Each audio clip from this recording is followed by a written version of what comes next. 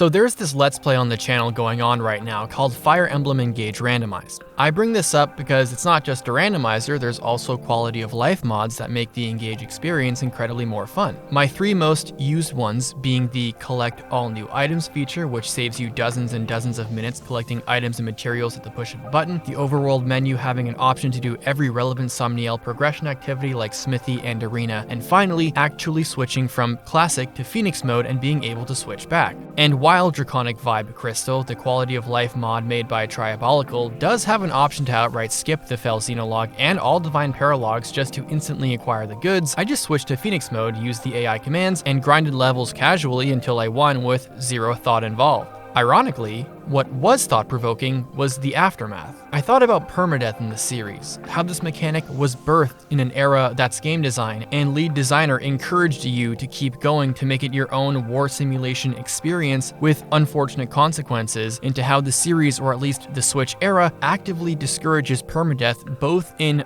literal mechanics and in its ideas around unit investment and progression. I touched on this a lot in my Turnwheel editorial, and I will be echoing some thoughts here, because I still pretty much believe the same thing. The turn wheel encourages you to not leave a unit dead, retry a turn due to a misinput or misfortune, which works against Kaga's design philosophy. I'm not implying that what's happening in modern Fire Emblem is bad and we should all go back to Kaga blocks. This is just the facts. This encouragement to restart and or use the turn wheel is also heavily implied due to how unit progression has evolved. In past games, growths were typically in the sub-50s, bases were capped in the 20s and 30s, and you had unit insurance, the latter being in the form of pre-promoted good units with high ranks and bases, or just the Goto archetype of units coming in. That bad RNG proof you, so you can use strong units even if the ones you started with either died or sucked. Pent is a mid to late game unit who doubles as an incredibly strong anima user and healer that makes you feel less bad if Urk either died or got RNG screwed, and you have no other good magic users. Characters like Goto, Galsus, Athos, the Laguz Royals were there to make sure you had a chance to beat the game if you fumbled that bad at the end of the game. Awakening and Fates, while they didn't have a Goto, Awakening still had Basilio and Flavia, but you had child units and they scaled up, and you could just grind levels and skills to make up for a unit that died. You can get that investment back. Fates literally had the skip the investment offspring seal that instantly brought a kid to an appropriate level with stats to be used, and you had a lot of children to recruit. These games gave you mid to late game options to replace a fallen unit, so even though you made the concession to not restart and you lost that investment, it would take time, but you could make that investment back in another unit. All you needed to do was level them by letting them hit things for EXP, and they were ready to go. Investment in units is so much more involved in Echoes, Three Houses, and Engage. Echoes more so because that RNG is very volatile in its hit rates. You have a small cast, and unit grinding involves more than just killing monsters for EXP. You also have combat arts to grind and master. Granted, if you lost a unit in Echoes and you kept them dead, you could always infinitely grind monsters anyway. Compared to the Switch games, Echoes' turn wheel isn't as important, but you could see why they'd want to include it when they've also committed to the RNG, AI, and level design intricacies of Gaiden. Three Houses and Engage, especially on their hardest difficulties, are easily the most punishing for committing to Fire Emblem's permadeath. In either of these games, you don't get a Goto, you can't grind EXP, and lots of limitations are placed, but more importantly, your core team of 8 to 10 units progressively get more and more irreplaceable. In Three Houses, all of your core team are either your house or early game recruits, and chapter by chapter you do so much more than hit enemy gain EXP. You're training their proficiencies, getting their weapon ranks up, feeding them resources in professor points for weapon ranks, and food to increase their support ranks. You are doing so much investment into these early game ests that losing them isn't just losing, fucking Urk, it's all that time and effort, and no one replaces them. It's not just like an emotional thing. If you lose key units like this, your run can end up being impossible to finish, because you basically did all that training and spending points for nothing. Engage is in a similar boat. Most of the cast is recruited early, and your mid to late game recruits are just bad. Linden, Saphir, and Vale desperately need investment to be good. Mavier is good though, but not good enough to make up for a character you invested in that died. Engage has its own massively important investment decisions in skill points, skill inheritance, support and bond ranks, weapon forges for certain builds. All of that is irreplaceable. Again, you're not just grinding levels, and even though Lapis gets pented by Kagetsu, he's a mid-game recruit, right after you get Lapis in fact. With the turn wheel and so much punishment for leaving a unit dead, it's easy in my opinion to understand why the devs treat permadeath like a formality and don't commit to this iconic tenet of Fire Emblem game design. So if they don't commit to permadeath, and the games are built to get you so invested into a unit that losing them is out of the question, is permadeath part of Fire Emblem's identity still? If the devs just said, we're not including permadeath anymore, is it still Fire Emblem? I think this is a really interesting question to think about. Undeniably, Fire Emblem is a household name in the SRPG and gaming space for a handful of cornerstones that it never conceded on: permadeath, random stat distribution, and phase-based turn order.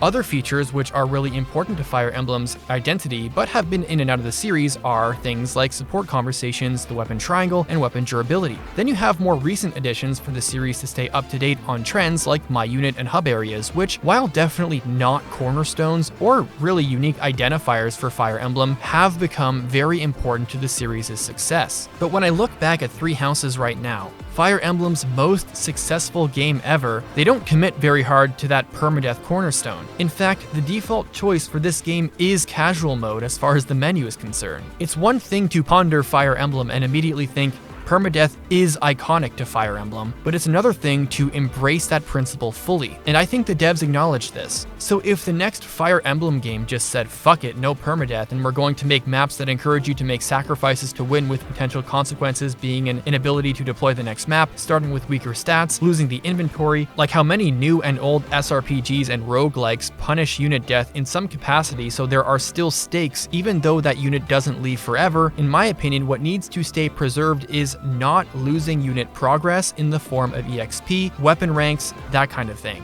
So for Fire Emblem, is this really such a bad idea? Now don't get me wrong, this thought experiment or whatever is only necessary if the series stays the course on how they want you to build units from Chapter 1. If they go a more classic route of less unit investment, more recruitable characters in the mid to late game, and generally less of a focus on hub areas where there is less to lose and more to be used later down the line, then keep permadeath. If you can rationalize a unit loss and say, I can make up for this with Pent, with Nina when I recruit her and give her the Offspring seal, then by all means, keep the mechanic. Losing a unit forever will always suck in some way if you put any effort into them at all, but an essential part of the experience of unit death is salvaging that loss. At the end of the day, that's part of why the old games made permadeath work and why the new games simply don't. At least, that's my opinion. Is what I would say if I never considered what it means internally to hit classic mode instead of casual. When you're presented with the choice between casual, classic, or God forbid Phoenix mode, there are visceral feelings you have for picking classic. Even though modern Fire Emblem gives you the guardrails with turn wheel, you sign the proverbial line that you are playing with stakes. You are playing not to lose, and that isn't just not seeing the game over screen, but it's losing units. You pick this option to prove to yourself that you can have your perfect run where no one dies, to prove to yourself that you can salvage a unit's death, and are given the freedom to make that choice.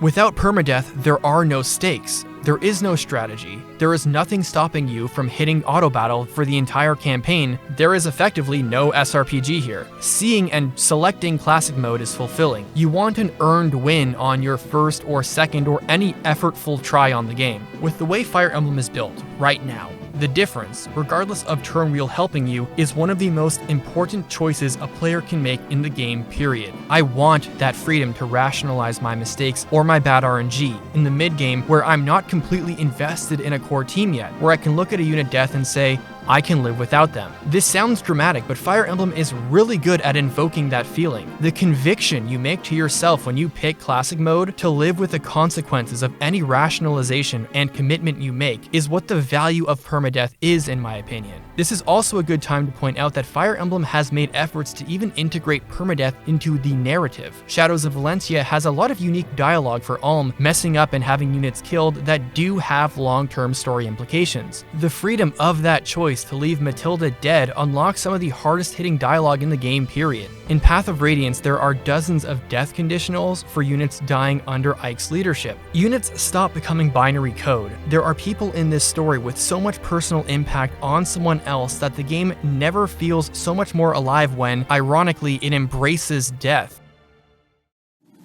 I'm so sorry about Matilda. I couldn't save her. I didn't have what it takes. No, you did not. Huh? You have ruined everything! First you cost me my best friend, and now the woman I love is dead! Is that what you would have me say? It will not close these wounds. Look, I wish I could stand by my choices, unwavering. I have always done what I thought to be right, even when my heart disagreed. But now, I must face cold reality. I may have made a terrible error. What are you talking about, Clive? Oh, no. We're not going down that old road now.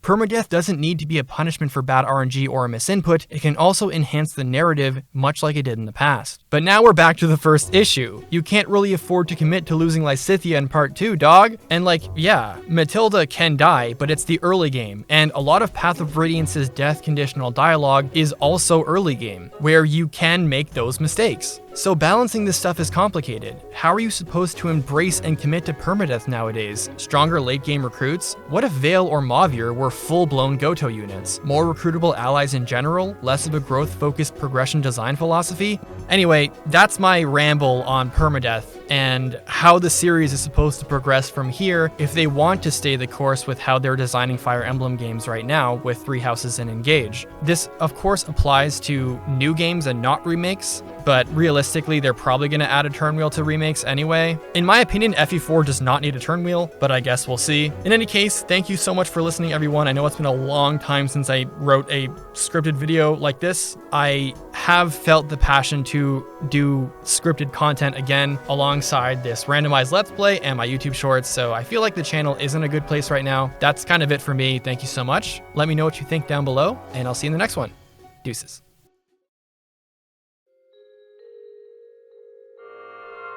You